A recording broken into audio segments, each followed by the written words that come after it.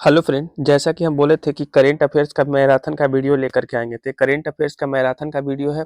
और ये जो है ना, जिनका 18 जनवरी को सेकंड शिफ्ट का एग्जाम है और 21 जनवरी का एग्जाम है, उनके लिए काफ़ी फायदेमंद होगा। क्योंकि 18 जनवरी के फर्स्ट शिफ्ट वाले जो है सभी लोग सेंटर पे जा चुके हैं। तो चलिए शुरू करते हैं। सबसे पहला क्वेश्चन है कि आदित्य एल1 जो है वो किसका मिशन है। तो आदित्य एल1 इसरो का एक मिशन है। और ये जो है ना, आदित्य एल1 एक इसरो का मिशन है। और ये भारत का पहला सूर्य मिशन है। भारत का पहला सूर्य मिशन पूछा जाए तो आदित्य एल1। अच्छा, इसको कौन से सैटेलाइट के द्वारा भेजा जाएगा। तो पी एस एल वी सी 57 के द्वारा भेजा जाएगा। अच्छा, ये कब भेजा गया है। 2023 में। ठीक है। अभी इससे क्वेश्चन ये पूछा जाएगा कि इसरो के वर्तमान में अध्यक्ष कौन है। तो इसरो के वर्तमान अध्यक्ष वी नारायण है। और इसके पहले कौन थे। तो एस सोमनाथ थे। इसके पहले इसरो के अध्यक्ष थे एस सोमनाथ। अभी वर्तमान में कौन है, वी नारायण है। तो यहाँ से आपको क्वेश्चन पूछा जा सकता है। चलिए आगे। नियुक्ति से बहुत ज्यादा क्वेश्चन पूछा जाएगा।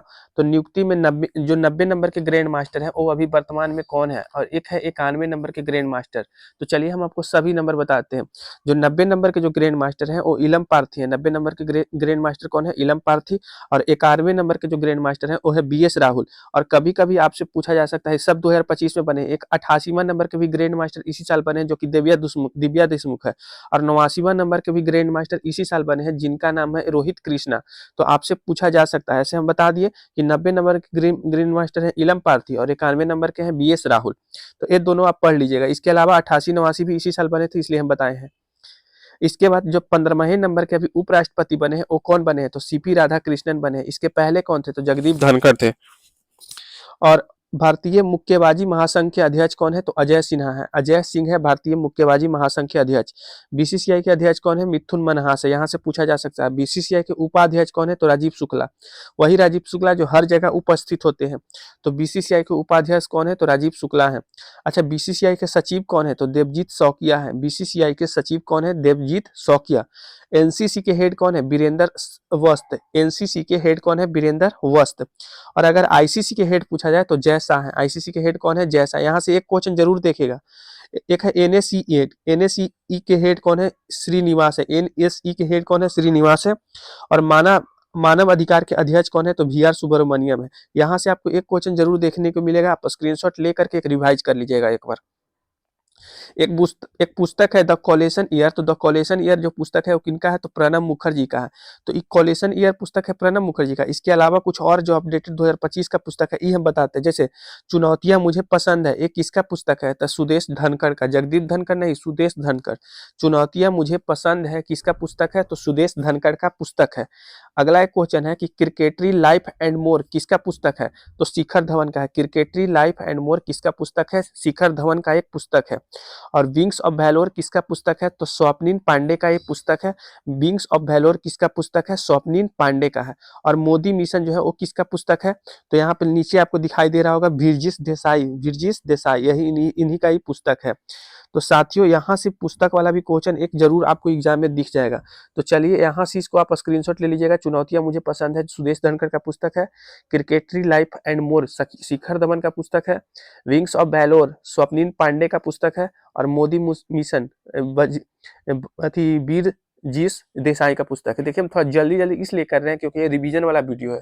डिटेल हम वीडियो पहले ही बना चुके हैं। अब रिवीजन कीजिए क्योंकि अब टाइम है रिवीजन का। आप लोग का एग्जाम जो है 18 के सेकंड शिफ्ट का है और 21 का है। यहाँ से देख के वीडियो जाइएगा, आपको फायदा होने वाला है। थोड़ा सा जूम कर लेते हैं। हाँ, अब देखिए नाटो। तो नाटो में अभी वर्तमान में कितने सदस्य हैं। 32 सदस्य हैं। ठीक है। तो 31वां सदस्य तो पहले तक था। 31वां सदस्य आपसे पूछा जा सकता है कि नाटो के 31वां सदस्य कौन बना है। तो फिनलैंड बना है। और अगर 32वां सदस्य पूछा जाए तो स्वीडन बना है। तो नाटो में भी वर्तमान में कुल कितने देश हैं। 32। 31वां कौन है, फिनलैंड। 32वां कौन है, स्वीडन। ठीक है। तो यहाँ से क्वेश्चन पूछा जा सकता है। इसके अलावा नाटो से और क्या क्वेश्चन बनेगा कि नाटो का स्थापना कब हुआ था। तो 1949 में। इसका मुख्यालय कहाँ पे है, ब्रुसेल्स में है। अच्छा, नाटो सम्मेलन 2025 कहाँ पे हुआ, ये क्वेश्चन आपसे बनेगा कि नाटो जो सम्मेलन है 2025 का वो कहाँ हुआ था। तो नाटो सम्मेलन 2025 जो है वो नीदरलैंड में हुआ था। यही क्वेश्चन आपसे एग्जाम में पूछा जा सकता है। तो इसको आप स्क्रीनशॉट ले लीजिएगा। कुछ ऑपरेशन जो चलाया गया है, सूडान में फंसे भारतीय जो थे उसको वापस लेने के लिए भारत की तरफ से कौन सा ऑपरेशन चलाया गया था।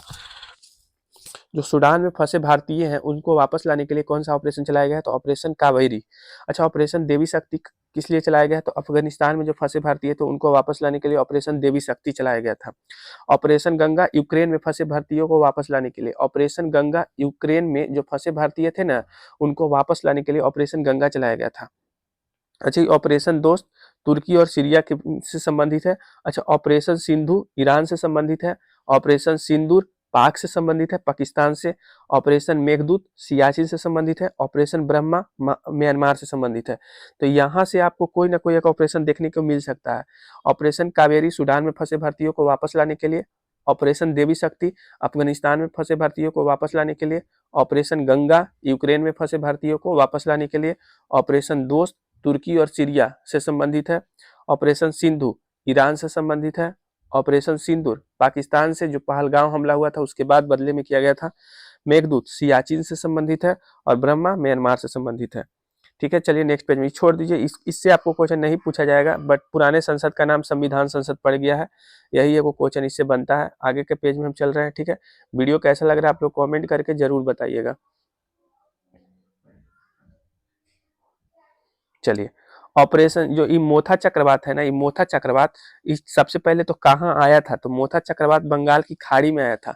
मोथा जो चक्रवात है इसका नामकरण किसने किया था? तो थाईलैंड ने किया था। मोथा चक्रवात का नामकरण किसने किया था? तो थाईलैंड। अच्छा, मोथा चक्रवात भारत के कौन कौन से राज्य को प्रभावित किया था? क्वेश्चन आपको ये बन सकता है यहाँ में। तब मोथा चक्रवात जो है बंगाल झारखंड ओडिशा बिहार को प्रभावित किया था। बंगाल झारखंड ओडिशा बिहार। मोथा चक्रवात किसको प्रभावित किया था? बंगाल झारखंड ओडिशा और बिहार को प्रभावित किया था। अच्छा, एक क्वेश्चन पूछा जाएगा, ये अभी बांग्लादेश के साथ भारत का बहुत विवाद चल रहा है। ठीक है, तो भारत और बांग्लादेश के बीच में युद्ध अभ्यास चला था, तो कौन कौन सा युद्ध अभ्यास भारत और बांग्लादेश के बीच में चला था? तो एक है बोगो सागर और एक है संप्रीति युद्ध अभ्यास। तब बोगो सागर का टर्म काफी ट्रेंडिंग में है, तो बोगो सागर से क्वेश्चन पूछा जा सकता है कि भारत और बांग्लादेश के बीच में हाल ही में कौन सा युद्धाभ्यास हुआ है? तो बोगो सागर। इसके अलावा संप्रीति युद्धाभ्यास भी हुआ है। अच्छा, शांति के क्षेत्र में नोबेल प्राइज किसे दिया गया? ये आपके लिए होमवर्क की तरह क्वेश्चन है, आप इसका आंसर कमेंट में कीजिएगा। अगला है राजनाथ सिंह ने लेफ्टिनेंट कर्नल की मानद उपाधि किसे प्रदान की है? राजनाथ सिंह वही जो हम लोगों के रक्षा मंत्री हैं, तो राजनाथ सिंह ने लेफ्टिनेंट कर्नल की मानद उपाधि किसे प्रदान किया है? तो नीरज चोपड़ा को प्रदान किया है। नीरज चोपड़ा जो कि भाला फेंक का गेम खेलते हैं। अच्छा, अगला है निंगोल चाकौबा त्योहार कहाँ का है? तो निंगोल चाकौबा जो त्योहार है वो मणिपुर का त्योहार है, मणिपुर का त्योहार है। यहाँ से 3 क्वेश्चन में से एक क्वेश्चन पक्का दिखेगा। बीसीसीआई के हेड कौन है? अभी पहले बताए थे मिथुन मनहास, लेकिन बाकी 2 को नहीं बताए हैं। एसीसी के हेड है मोहसिन नकवी। एसीसी के हेड कौन है? मोहसिन नकवी। और एक है आईसीए इंडियन क्रिकेट एसोसिएशन, इसकी पहला महिला अध्यक्ष कौन है? तो आईसीए की पहली महिला अध्यक्ष शांता रंगा स्वामी बनी है, शांता रंगा स्वामी। तो यहाँ से 3 में से एक क्वेश्चन जरूर देखिएगा आपको, तो इसको स्क्रीनशॉट ले लीजिएगा। अगला है इच्छा मृत्यु को वैध बनाने वाला पहला लैटिन अमेरिका देश कौन बना है? इच्छा मृत्यु माने खुद से मृत्यु कर सकते हैं, तो इच्छा मृत्यु को वैध बनाने वाला दुनिया का पहला देश उरुग्वे बन गया है। और उरुग्वे तो इच्छा मृत्यु को वैध करने वाला देश बन गया है। लैटिन अमेरिका का एक देश है उरुग्वे, ये बात याद रखिएगा कि उरुग्वे कहाँ का देश है? तो लैटिन अमेरिका का। अच्छा, यहाँ से 2 क्वेश्चन ये बनेगा ना कि WHO से अलग हो गया है और पेरिस जलवायु समझौता से भी खुद को अलग कर लिया, तो वो कौन सा देश ऐसा किया? तो अमेरिका। अमेरिका अपने आप को WHO से भी अलग कर लिया है और पेरिस जलवायु समझौता से भी अलग कर लिया है। अमेरिका थोड़ा सा है पगला देश।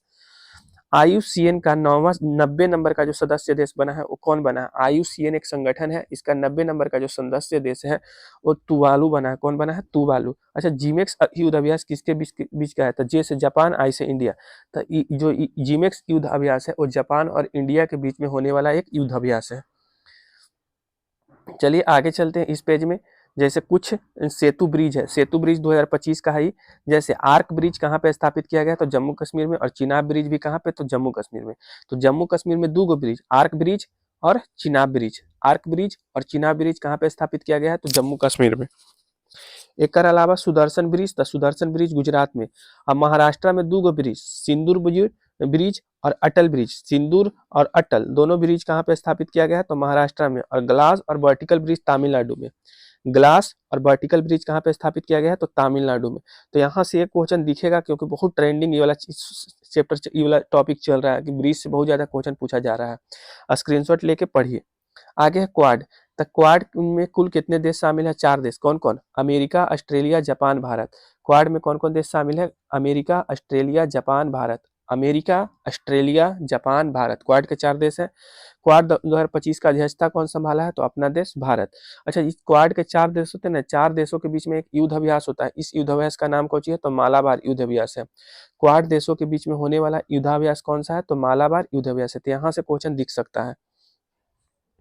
अगला है भारत जो है क्यों मायने रखता है? ये पुस्तक किसका है? तो भारत क्यों मायने रखता है? ये पुस्तक एस जयशंकर का है। एस जयशंकर अभी वर्तमान में कौन है? तो एस जयशंकर भारत के विदेश मंत्री हैं। अच्छा, एक पुस्तक है जो कि शशि थरूर का बहुत ज़्यादा पुस्तक पूछा जाता है, तो एन इरा ऑफ डार्कनेस पुस्तक किसका है? तो शशि थरूर का है। एन इरा ऑफ डार्कनेस पुस्तक किसका है? तो शशि थरूर का है। आगे है जो सदा तकनीक जो सैन्य अभ्यास है, सदा तकनीक सैन्य अभ्यास किन 2 देशों के बीच में होने वाला युद्ध अभ्यास है? तो सदा तकनीक युद्ध अभ्यास भारत और सऊदी अरब के बीच में होने वाला युद्ध अभ्यास है। अच्छा, अभी थोड़ा देर पहले बताए थे ऑपरेशन सिंधु किससे संबंधित है? तो आप इसका आंसर कमेंट में कीजिएगा, थोड़ा देर पहले ही बताए हैं। अच्छा, डिजर्ट साइक्लोन ये तो हो गया सदा तकनीक सैन्य अभ्यास जो कि भारत और सऊदी अरब के बीच में होता है। डिजर्ट साइक्लोन भारत और यूएई के बीच में होता है, और इसका जो आयोजन है वो कहाँ पे हुआ था? तो अबू धाबी में हुआ था। तो डिजर्ट साइक्लोन भारत और यूएई के बीच में होने वाला युद्ध अभ्यास है, और इसका आयोजन कहाँ पे किया गया था? तो अबू धाबी में किया गया था। हम थोड़ा क्विक रिवीजन करवा रहे हैं क्योंकि आप लोग का एग्जाम में बहुत ज़्यादा समय नहीं है, तो आप लोग पहले से पढ़ चुके होंगे। मेरा पर्पस है सिर्फ रिवीजन करवाना।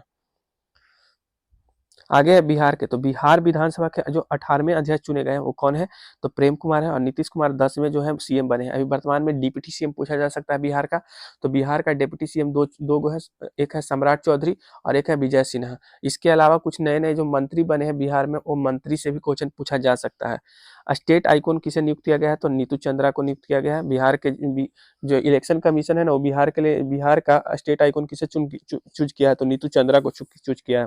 अच्छा, अभी हाल फिलहाल जो इलेक्शन हुआ है इसमें एनडीए को बहुमत मिला है, तो एनडीए को कुल कितना सीट मिला है? तो 200 से भी अधिक सीट इनको मिला है। अच्छा, बिहार जो बजट पेश हुआ है 2025-26, इस बजट का कितना रुपया खर्चा किया गया है? तो 3.17 लाख रुपया करोड़ खर्चा किया गया है। और सबसे ज्यादा पैसा किस पे खर्चा किया गया है? तो शिक्षा पे खर्चा किया गया है। तो यहाँ से भी क्वेश्चन पूछा जा सकता है। एक है तंगलुक और पुमटोंग पुलित, कहाँ कहाँ के है? इसको जीआई टैग दिया गया है, तो सिक्किम के है जिसको जीआई टैग दिया गया है। ठीक है, चलिए यहीं तक रहने देते हैं, थोड़ा वीडियो लॉन्ग हो जाएगा।